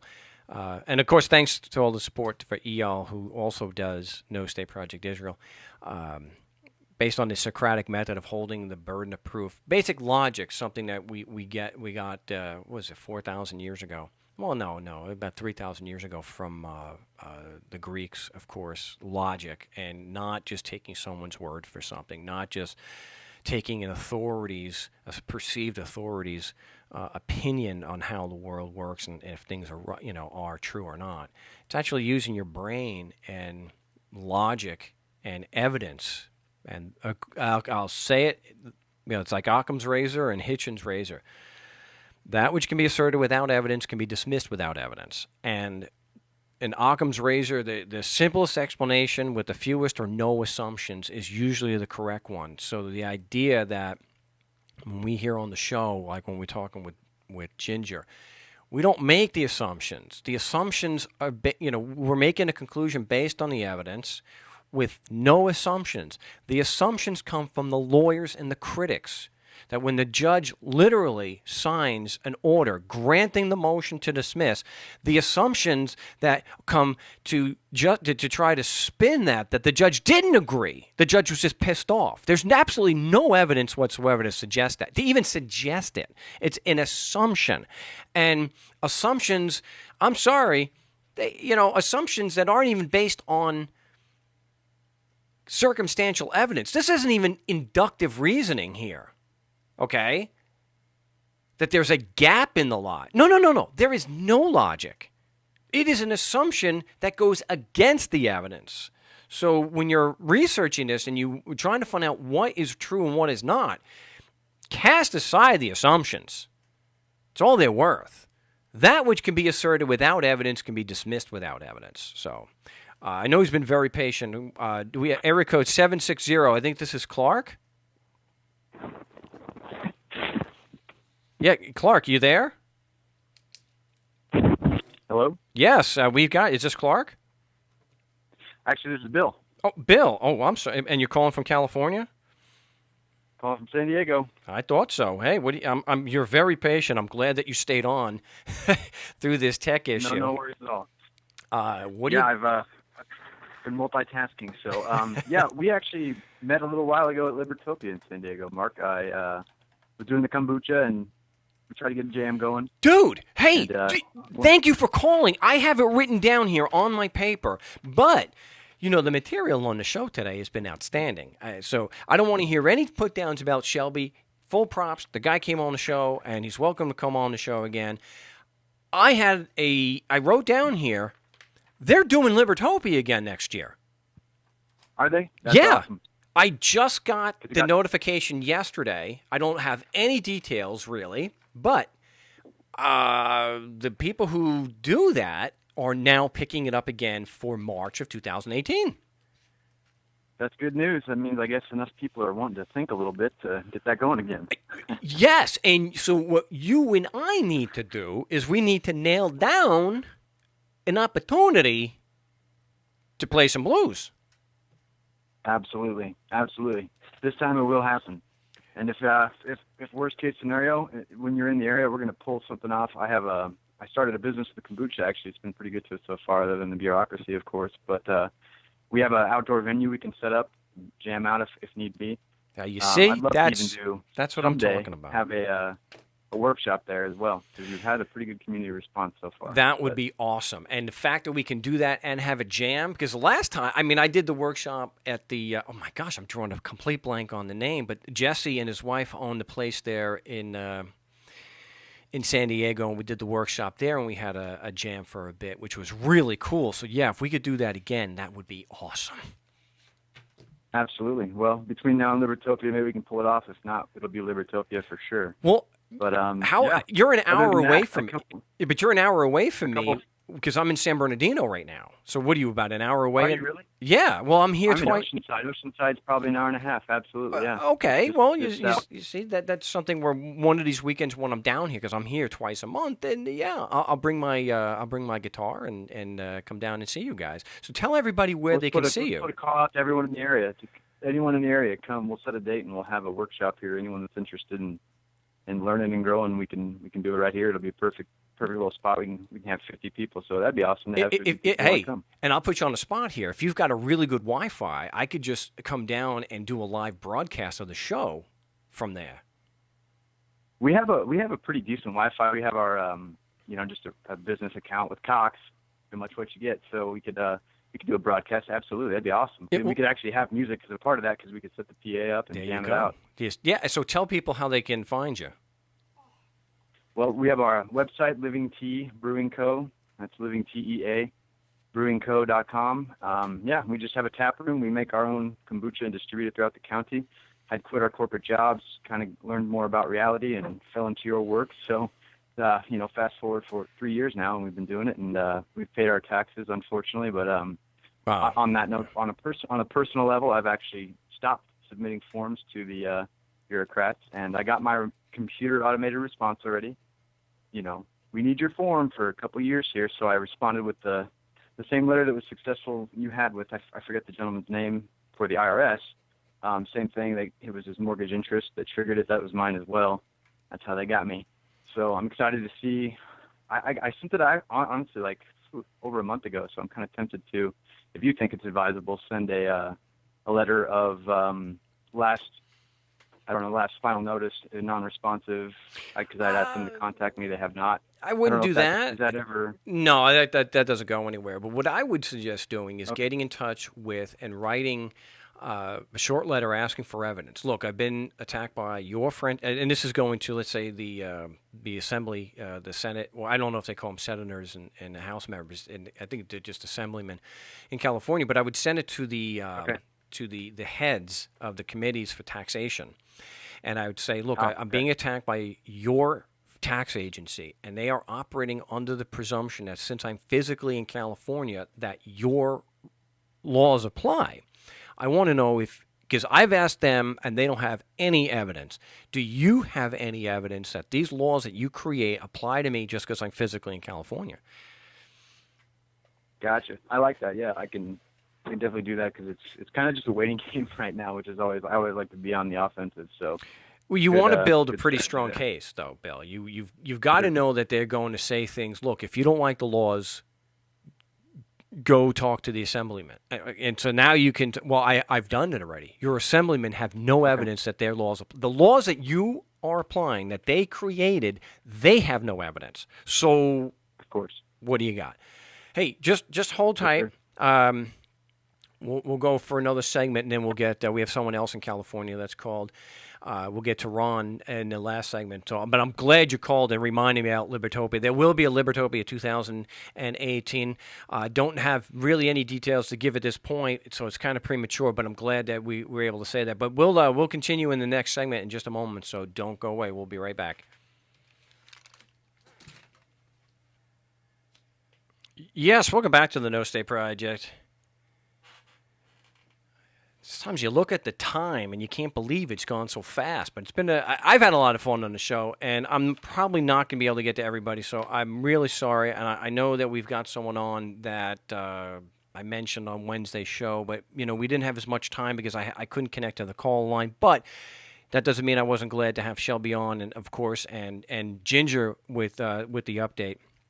So I'm out of town again with family, and so I'm not going to be able to go over like I usually do. So I do apologize. So if you're on the line and you're way down on the list and I don't get to you because I only have 2 segments left, I'm really sorry, but I will be live on Wednesday. So please don't take offense if I'm not able to get to anybody. I always do my best to get to everybody. I will say that I have deference for musicians. So. Yeah, well, and Shelby is a musician too, by the way, Bill. And Bill, if I remember correct, you are the harmonica player? I am a bit of a harmonica player. I mainly play the drums, but I think harmonica is my secret love. I definitely prefer playing that one. It's a lot less work to travel.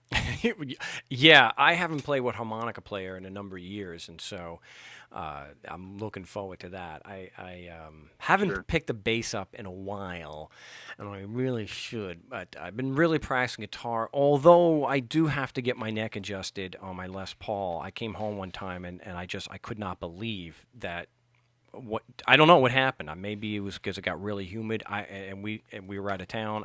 So we didn't have the AC going, but something threw the neck out. So when I get home, I need to take care of that. But looking forward to that. So, but with the franchise tax board, this BS with them, definitely find out who these assemblymen are who are on the taxation committee, and maybe the president of the assembly, and get them. Keep it short. I know this is how you guys do business. You believe that if I'm in California, your rules and laws apply to me. Do you have any proof that that's true? And you can even say, please do not cite your laws as evidence. That's not real evidence. I like it. I had a quick question for you regarding physical location, because I know they love to use that one as we just use your physical location. Sure. So is it prudent at all to attack that from a very basic, what is my physical location strategy as to, was there land here in California prior to 1850?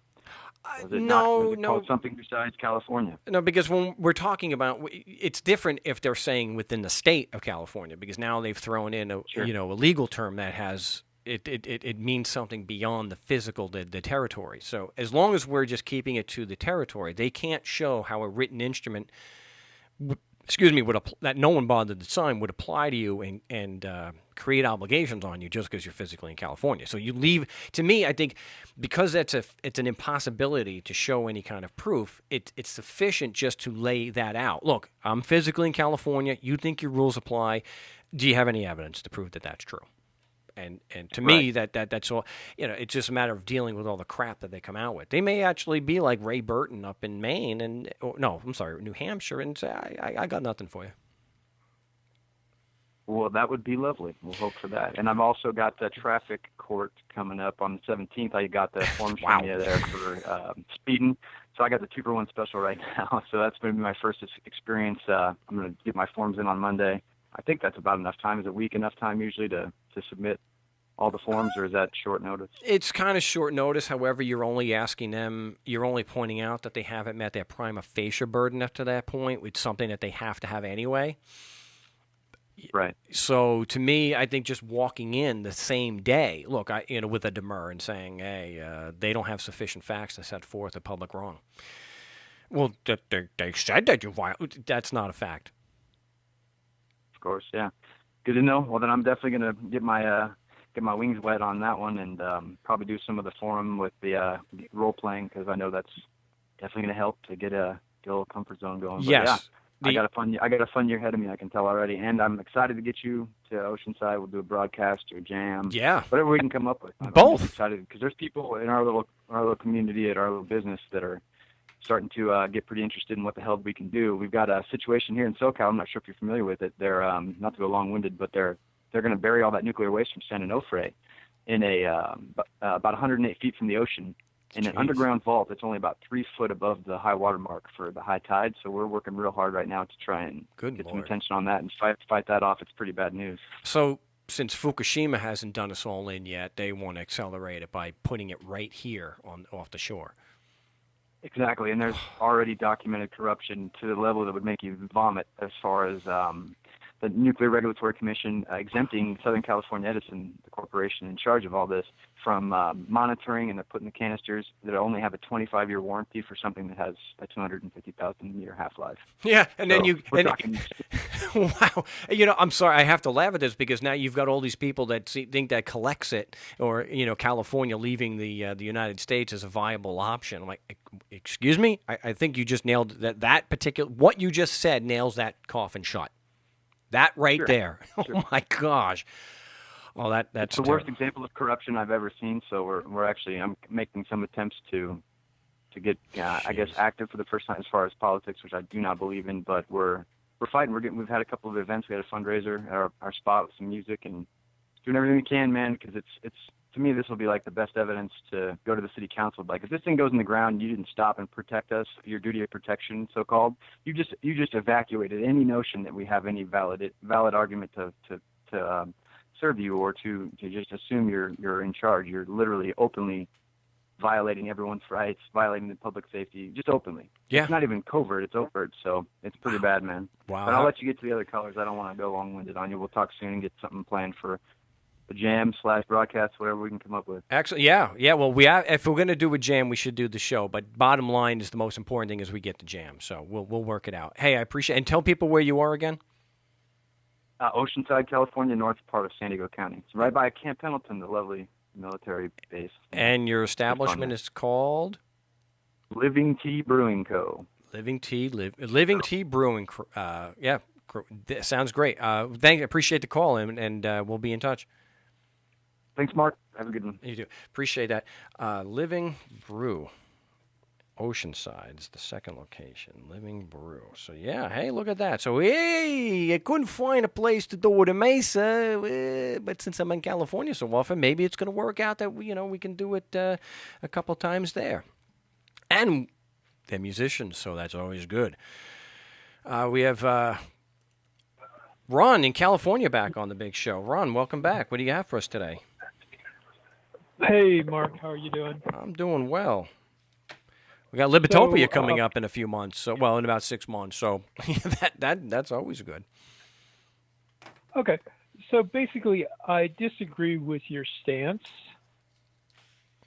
but I have thought about it. And one thing I was thinking about this week actually was that I'm an atheist, and I don't know what you believe as far as the God is. What do you believe? I don't take a position on that one way or another because there's too much to deal with from either side. So I would rather people just be in the dark as whether I'm an atheist or a theist and just judge. If they're going to judge me based on my accomplishments and how I treat other people. Okay. So I'm an atheist, and one question that some theists will ask an atheist is, what evidence would be sufficient to prove a God to you? And I was thinking about your stance that there is no evidence sufficient to prove that the justice system exists for you. That the justice system accurate? Exists? Well, no. Well, I think it's more accurate to say that well, I don't know if I've said that there is no evidence to show that there are citizen states and a government, and that my position would be the evidence that somebody would put forth would have to negate the evidence that they are just men and women forcing us to pay them. That's been my consistent position. But we are up against the break, so we'll finish this in the next segment. So just hold tight. Okay. All right. Ron in California. We'll be back with him in just a few moments here on the big show. Again, we will be live next Wednesday, so if I miss anybody today, please don't feel slighted. We will get to you on Wednesday. But we'll be back in just a moment. Don't go away. Yes, welcome back to the No State Project. I am Mark Stevens. I'm not at Jackalope, but I'm in Southern California, but Jackalope is going on. I really am sorry I could not get there this year, but it happens. But hey, I'll be at Libertopia in March, but I will get the details on markstevens.net when I get them. So again, I apologize I can't get to everyone today, but I will be doing a live broadcast on Wednesday. So please, if I've missed you today, tune in and call early on the Wednesday show. So we're talking with Ron in California, who's been on the show before. Okay, so let's just pick up where we left off, that my position was it's not that no amount of evidence would convince me. It's just that the evidence of a state or citizens would have to overcome the evidence that they're just men and women forcing us to pay them. Okay, so all right, at least we can better define that. Another disagreement that I have with you is that all judges, lawyers, and everyone in the judiciary are psychopaths, because definitionally that just doesn't work. If I said that it was in the heat of the moment, I have corrected myself.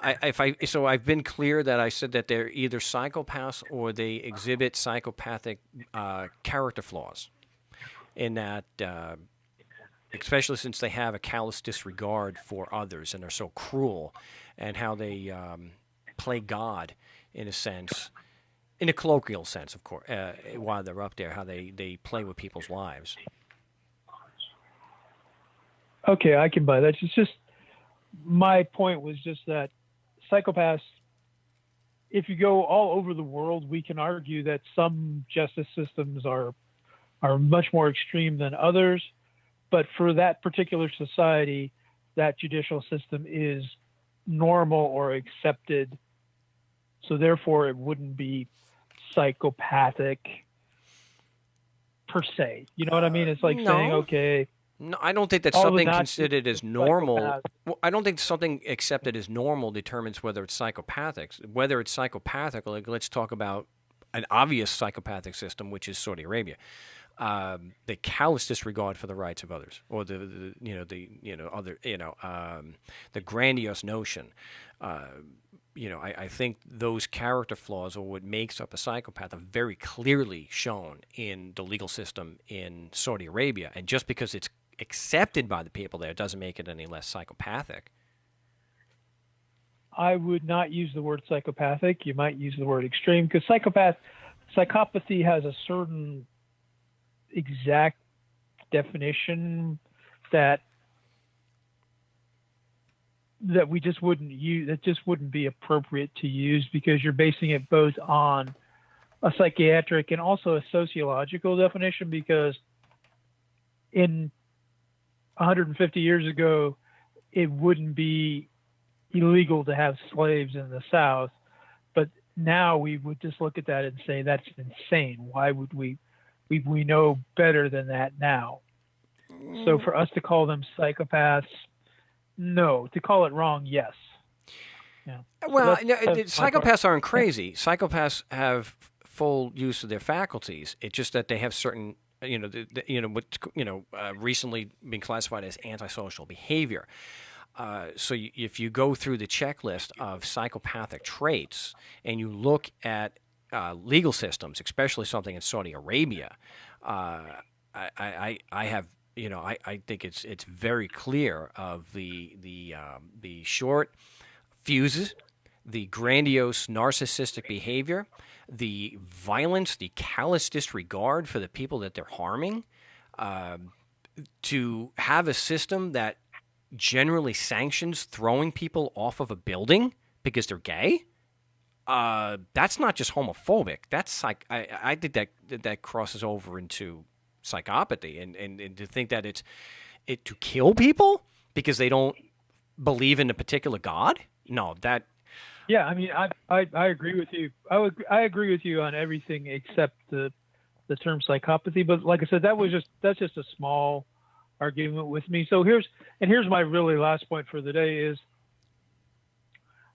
actually I've got 2 points, but anyway, can you name me any place in the world that doesn't use a justice system that is ultimately backed up by force? And that doesn't make it right or wrong, just that it's the accepted, and that again doesn't make it right, but that's the accepted model the world over. I think you do have small communities. I don't believe the Amish do not have and I'm not saying they're perfect, but I don't believe that they have a government. I'm pretty certain they don't have a government. And so I know that they use ostracizing for example, and that they don't have a justice system that is based on taxation and violence. So, again, that's not saying that the Amish are perfect or even a community I would want to live in, because their treatment of women is particularly bad. Not like the Saudis, but I think that would be one example. Yes. They'll build you a barn. But they'll marry your 12-year-old daughter off. They'll marry you and they'll put you in prison, but you'll have a quilt. So, okay, so I don't think they have a prison system in Amish communities. Probably not, but they are still subject to state and federal law. It just depends on. But that's not a part of the crime. Amish. That's not a part of the Amish community. Those are not part of. Those are. It's not like here in California where the police are actually part of the community. The police or the governments are outside of their communities. They don't have police stations, as far as I know, inside of a Amish community.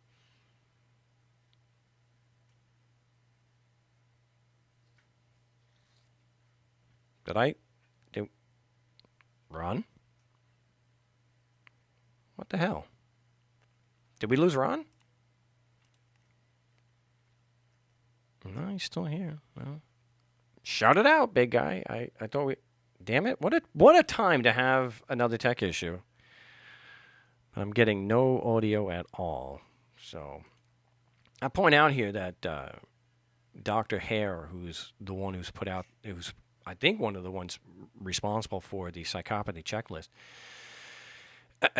He's described psychopaths as social predators, remorseless predators, and in some cases lethal predators, and has stated that psychopathic depredations affect people in all races, cultures, and ethnic groups, and at all levels of income and social status. And they tend to gravitate towards positions of power, of course, and that's why in the corporate world and government is infested with them, because they have not only a platform to hurt other people, but they are able to do it without any, in a lot of cases, without any repercussions. They have immunity. So, a remorseless predator? Yeah, I'm thinking of someone like Dick Noble. I'm thinking about these judges who would put someone in jail for asking a question, and they go home and don't even remember your name. So to have such a callous disregard for others, I think it's accurate. It's accurate to say that they are definitely engaged in psychopathic behavior, not that they're clinically diagnosed every time as psychopaths. But what I look at is the narcissistic, violent, and callous attitudes that they tend to have. I don't think that they give a damn that when you put someone in jail, even for 10 days, you could destroy that person's life and the repercussions from that. I mean, imagine having a surgeon, somebody unlike a lawyer who has a very, very valuable skill that a lot of people may depend on. And imagine putting him in jail for 30 days for asking a question. You're talking about somebody with a medical... He's got a whole life and people that depend on him, and an office that depend on patients, and you're talking about disrupting someone's life to such a degree. And no one can show me a judge that has ever spoken publicly that they feel bad. Hell, that judge who put an innocent man in jail for 25 years never publicly expressed any remorse whatsoever. Horrible, remorseless predators is what they are. They are, a lot of them, psychopaths, and a lot of them just exhibit narcissistic, psychopathic behavior because they don't care. I'm completely out of time for this August 5th edition of the No State Project. We will be back on Wednesday, so till then, salud.